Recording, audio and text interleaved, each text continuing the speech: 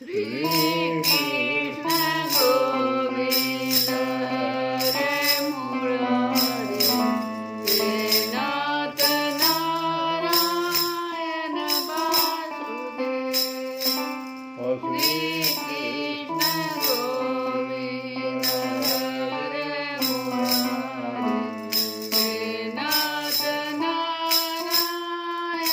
Vasudeva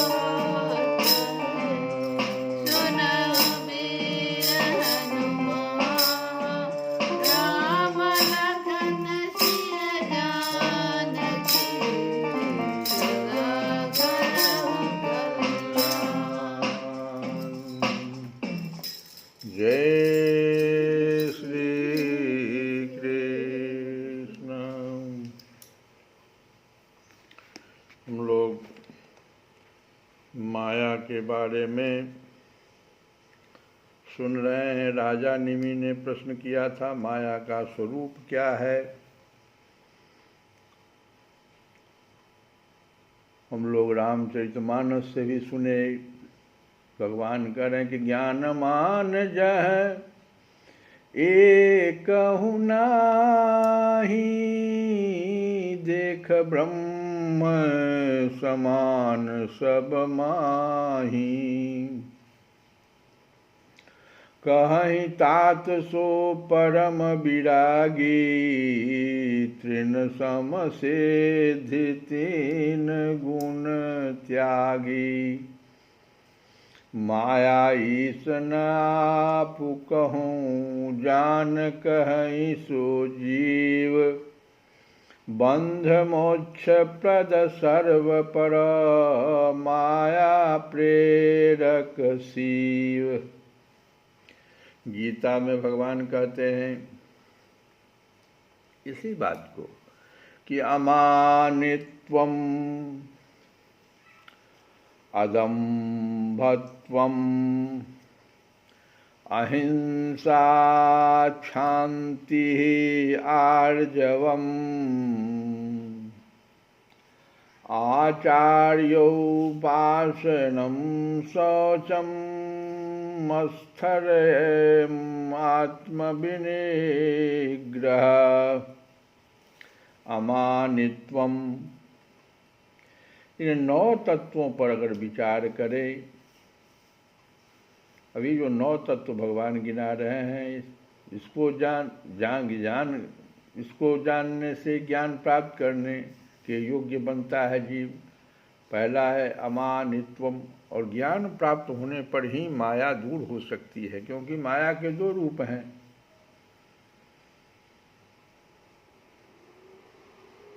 एक विद्या और दूसरा अविद्या। इसको अज्ञान कहते हैं। तो ज्ञान प्राप्त करने के योग्य बनाता है जब ये 9 तत्वों पर जीव विचार करता। पहला है अमानित्वम। अमानित्वम कहते हैं अपने में श्रेष्ठता का भाव न होना। अमान, नित्य। जैसे कहाँ कहाँ श्रेष्ठता का भाव आ जाता है? वर्ण में आ जाता है, हम उच्च वर्ण के या निम्न वर्ण का। आश्रम में आ जाता है, हम तो संन्यास आश्रम के हैं, ये तो निचले गृहस्थ आश्रम, निचला आश्रम का।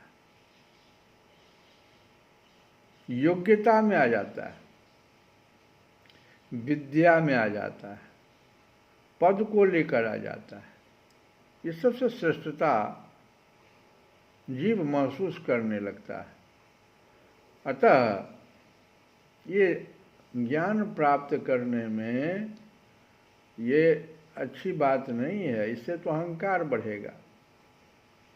अतः साधक को, और जब अहंकार बढ़ेगा तो फिर माया उसको लपेटेगी।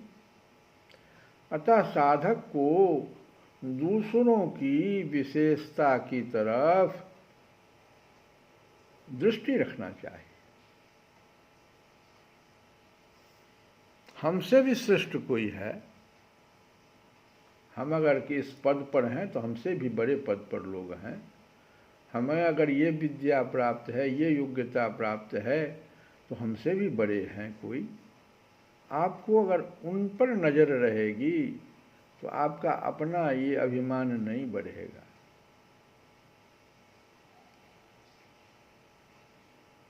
दूसरा है कि अदम्भित्वम।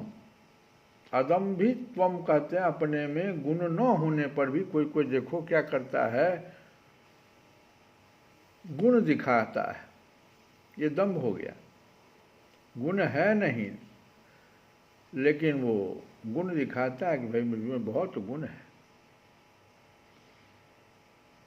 भगवान कहते हैं इससे बचिए। साधक को एकमात्र भगवान की प्राप्ति का उद्देश्य रखना चाहिए। हम वैसा ही कर्म भी करें, जिससे हमको भगवान की प्राप्ति हो, तो दंभ नहीं आएगा। तीसरा है अहिंसा। अहिंसा का अर्थ ये नहीं है कि हिंसा मतलब जो किसी को मार देना, नहीं। भगवान यहाँ अहिंसा का अर्थ है मन, वाणी और शरीर किसी से भी किंचित मात्र किसी को दुख नहीं पहुंचना चाहिए। तब ये अहिंसा का पालन आप ठीक से कर रहे हैं। इसके लिए सबके सुख में सुख मानिए, सबके हित में अपना हित रखें। ऐसा विवेक जागृत होते ही हिंसा आपसे होगा नहीं, न शरीर से होगा, न वाणी से होगा, न मन से होगा। किसी को आप दुख नहीं दे पाइएगा। सबके सुख में सुखी रहिए, सबके हित में अपना हित देखिए, इससे आपका विवेक जागृत होगा। शांति ही, शांति, शांति नहीं करें, शांति ही, शांति कहते हैं सहनशीलता को। क्षमा का भाव जागृत करें। अगर दूसरे ने दुख दिया तो हम इसको देखे ही नहीं, लिए ही नहीं, फिर दंड कैसा, हम ध्यान ही नहीं दिए। सहनशीलता भगवान कहते हैं इसको बढ़ाइए। और आर्जवम, आर्जवम कहते हैं, आर्जव सरलता को कहते हैं, सरल सीधापन का भाव आप में आ जाए, ये आर्जव है। और फिर ये शरीर, मन और वाणी में दिखाई पड़ना चाहिए। ये सरलता का भाव शरीर में कैसे दिखाई पड़ेगा? जैसे आपका रहन सहन में बड़ा सादगी होगा, ये शरीर का आर्जव है। मन का आर्जव क्या है? निष्कपटता, सौम्यता, दया।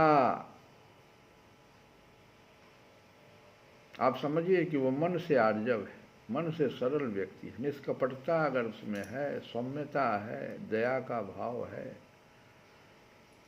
और वाणी, निंदा नहीं करेंगे, चुगली नहीं करेंगे, चुभने वाला वचन नहीं बोलेंगे, ये वाणी का आर्जव हुआ। तो भगवान कहते हैं अमानित्वम, अदम्भत्वम, अहिंसा, शांति ही आर्जवम। ये 5 को तो हमने सुना, और अगले 4 को सुनिए।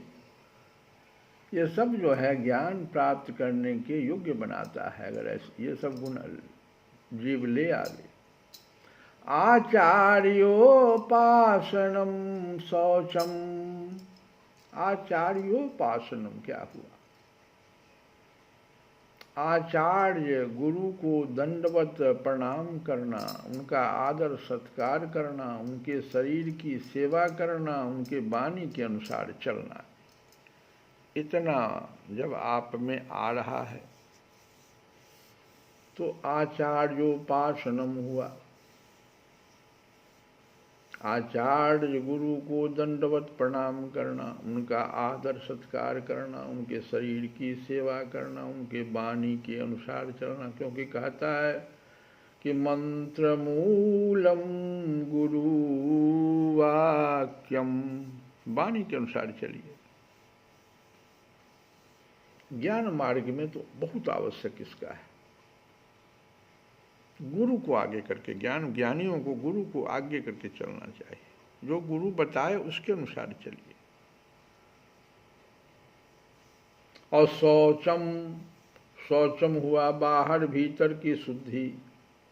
बाहर भीतर की शुद्धि मतलब शरीर की शुद्धि तो जल से कर लीजिए आप, लेकिन अंतःकरण की शुद्धि भी कहते हैं बाहर भीतर की शुद्धि। भीतर की शुद्धि मतलब अंतःकरण की शुद्धि। और ये होगा पवित्र आहार, आपका आहार पवित्र होना चाहिए। दया, क्षमा, उदारता से अंतःकरण की शुद्धि होती है। तो शौचम। और अगला है अस्थैर्यम, विचलित न होना, दृढ़ रहना। और ये कब होगा? जब आप शास्त्र पर आपका दृढ़ विश्वास, श्रद्धा और विश्वास जब शास्त्र पर होगा, तभी ना आप विचलित न होइएगा, दृढ़ रहिएगा। और भगवान अंत में कहते हैं आत्मनिग्रहम। आत्मनिग्रहम ही तो अगला प्रश्न है कि मन को बस में करिए। यही तो अर्जुन भी प्रश्न किया था, हे भगवान मन बहुत चंचल है। राजा निमि ने भी पूछा कि महर्षि जी, इस भगवान की माया को पार करना उन लोगों के लिए तो बहुत ही कठिन है जो अपने मन को बस में नहीं कर पाए। और भगवान मन को बस में करने की बात यहाँ भी कह रहे हैं।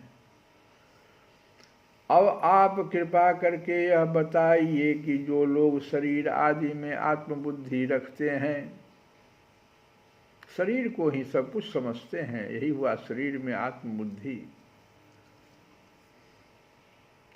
तथा जिनकी समझ मोटी है, वे भी अनायास ही इसे कैसे पार कर सकते हैं। तो चौथे योगेश्वर प्रबुद्ध जी बोले कि राजन, स्त्री पुरुष संबंध आदि बंधनों में बंधे हुए संसारी मनुष्य सुख की प्राप्ति और दुख की निवृत्ति के लिए बड़े बड़े कर्म करते रहते हैं। जो पुरुष माया के पार जाना चाहता है, उसको विचार करना चाहिए कि उनके कर्मों का फल किस प्रकार विपरीत होता जाता है। वे सुख के बदले दुख पाते हैं और दुख निवृत्ति के स्थान पर दिनों दिन दुख बढ़ता ही जाता है।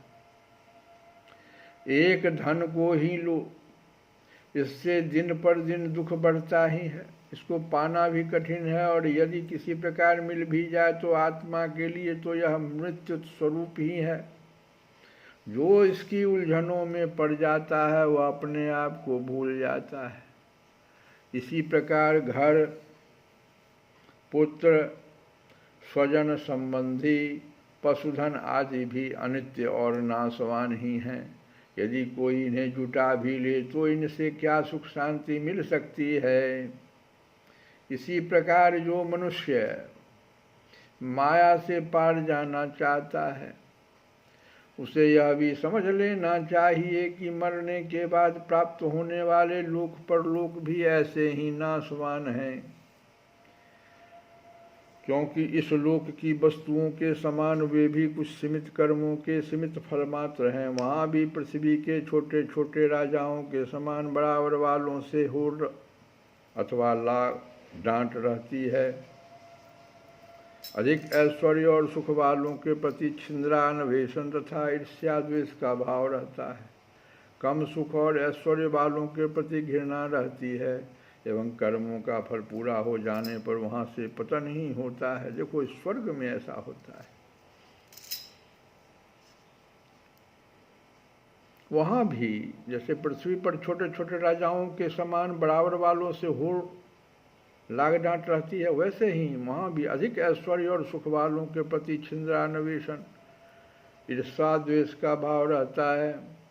कम सुख और ऐश्वर्य वालों के प्रति घृणा रहती है एवं कर्मों का फल पूरा हो जाने पर वहाँ से पतन तो होता ही है, उसका नाश निश्चित है। और नाश का भय, ये भय तो फिर बना ही रह जाता है, वो नहीं छूट पाता। इसलिए जो परम कल्याण का जिज्ञासु है उसे गुरुदेव की शरण लेनी चाहिए। गुरुदेव ऐसे हों जो शब्द ब्रह्म, वेदों के पारदर्शी विद्वान हों। शब्द ब्रह्म उन्हीं को कहा जाता है, जिससे वे ठीक ठीक समझा सकें और साथ ही परम ब्रह्म में परिनिष्ठित तत्वज्ञानी भी हों, ताकि अपने अनुभव के द्वारा प्राप्त हुई रहस्य की बातों को बता सकें। उनका चित्त शांत हो, व्यवहार के प्रपंच में विशेष प्रवृत्त न हो। जिज्ञासु को चाहिए कि गुरु को ही अपना परम प्रियतम आत्मा और इष्ट देव माने, उनकी निष्कपट भाव से सेवा कर और उनके पास रहकर भागवत धर्म की, भगवान को प्राप्त कराने वाले भक्ति भाव के साधनों की क्रियात्मक शिक्षा ग्रहण करे। इन्हीं साधनों से सर्वात्मा एवं भक्त को अपने आत्मा का दान करने वाले भगवान प्रसन्न होते हैं। पहले शरीर, संतान आदि में मन की अनासक्ति सीखें, फिर भगवान के भक्तों से प्रेम कैसा करना चाहिए यह सीखें। इसके पश्चात प्राणियों के प्रति यथा योग्य दया, मैत्री और विनय की निष्कपट भाव से शिक्षा ग्रहण करें। मिट्टी, जल आदि से बाह्य शरीर की पवित्रता, छल कपट आदि के त्याग से भीतर की पवित्रता, अपने धर्म का अनुष्ठान, सहन शक्ति, मौन, स्वाध्याय, सरलता, ब्रह्मचर्य, अहिंसा तथा शीत उष्ण, सुख दुख आदि द्वंद्वों में हर्ष विषाद से रहित होना सीखें। सर्वत्र अर्थात समस्त देश काल और वस्तुओं में चेतन रूप से आत्मा और नियंता रूप से ईश्वर को देखना। एकांत सेवन, यही मेरा घर है, ऐसा भाव न रखना। गृहस्थ हो तो पवित्र वस्त्र पहनना और त्यागी हो तो फटे पुराने पवित्र चिथड़े। जो कुछ प्रारब्ध के अनुसार मिल जाए उसी में संतोष करना सीखें। भगवान की प्राप्ति का मार्ग बतलाने वाले शास्त्रों में श्रद्धा और दूसरे किसी भी शास्त्र की निंदा न करना। प्राणायाम के द्वारा मन का, मौन के द्वारा वाणी का और वासनाहीनता के अभ्यास से कर्मों का संयम करना। सत्य बोलना, इंद्रियों को अपने अपने गोलकों में स्थिर रखना और मन को कहीं बाहर न जाने देना सीखे। राजन, भगवान की लीलाएं अद्भुत है, उनके जन्म, कर्म और गुण दिव्य है। उन्हीं का श्रवण, कीर्तन और ध्यान करना तथा शरीर से जितनी भी चेष्टाएं हो सब भगवान के लिए करना सीखें। यज्ञ, दान, तप अथवा जप, सदाचार का पालन और स्त्री, पुत्र, घर, अपना जीवन, प्राण तथा जो कुछ अपने को प्रिय लगता हो सबका सब भगवान के चरणों में निवेदन करना, उन्हें सौंप देना सीखें। जिन संत पुरुषों ने सच्चिदानंद स्वरूप भगवान श्री कृष्ण का अपने आत्मा और स्वामी के रूप में साक्षात्कार कर लिया हो, उनसे प्रेम और स्थावर जंगम दोनों प्रकार के प्राणियों की सेवा, विशेष करके मनुष्यों में भी परोपकारी सज्जनों की और उनमें भी भगवत प्रेमी संतों की करना सीखें। भगवान के परम पावन यश के संबंध में ही एक दूसरे से बातचीत करना और इस प्रकार के साधकों का इकट्ठे होकर आपस में प्रेम करना, आपस में संतुष्ट रहना और प्रपंच से निवृत्त होकर आपस में ही आध्यात्मिक शांति का अनुभव करना सीखें। राजन, श्री कृष्ण राशि राशि पापों को एक क्षण में भस्म कर देते हैं।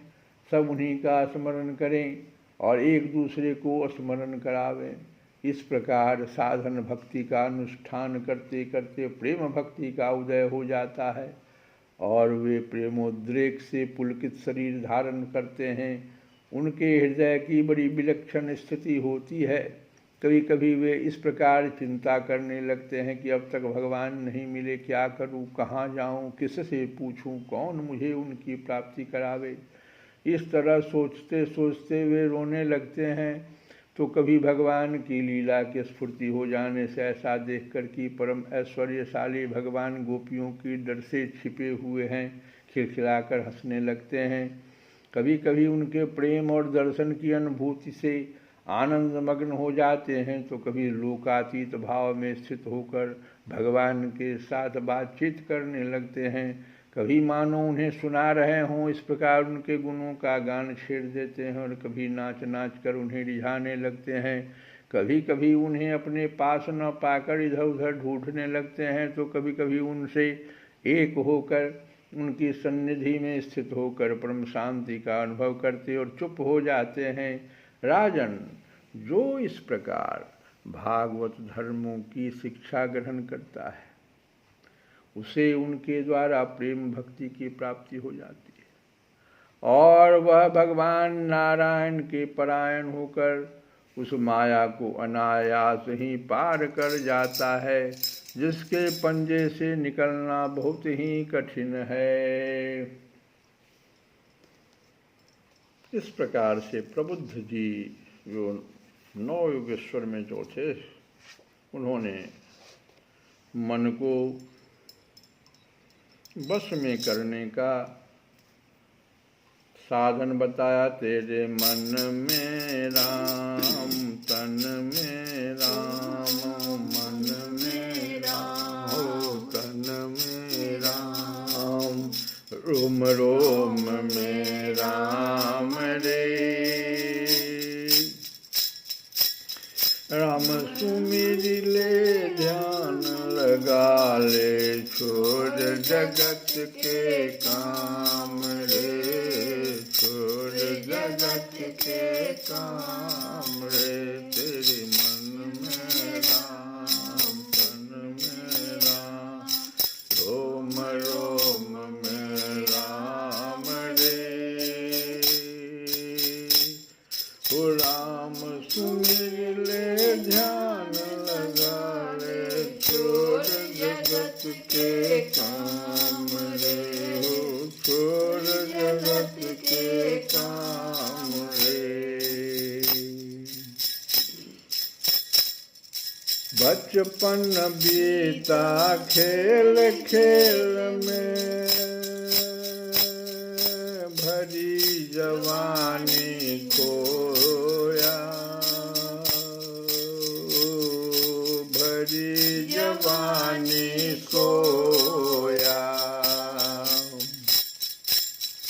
बचपन बीता खेल खेल में, भरी जवानी सोया। देख बुढ़ापा सोचे अब तू क्या पाया क्या खोया, ओ क्या पाया क्या खोया। ओ बचपन बीता खेल खेल में, भरी जवानी सोया। ओ देख बुढ़ापा सोचे अब तू क्या पाया क्या खोया, हो क्या पाया क्या खोया, क्या पाया क्या खोया। देर नहीं है अब भी बंदे, श्री राम जय राम जय जय राम, श्री राम जय राम जय जय राम, ओ श्री राम जय राम जय जय राम। ओ देर नहीं है अब भी बंदे,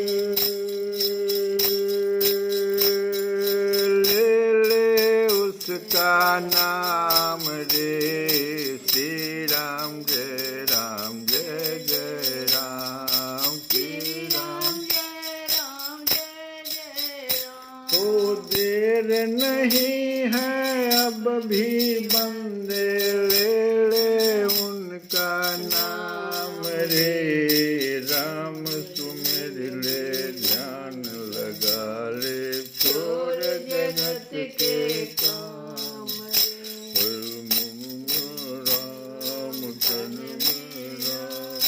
रोम रोम में राम रे, राम जगत के काम रे। श्री कृष्ण गोविंद हरे मुरारे। हे नाथ नारायण वा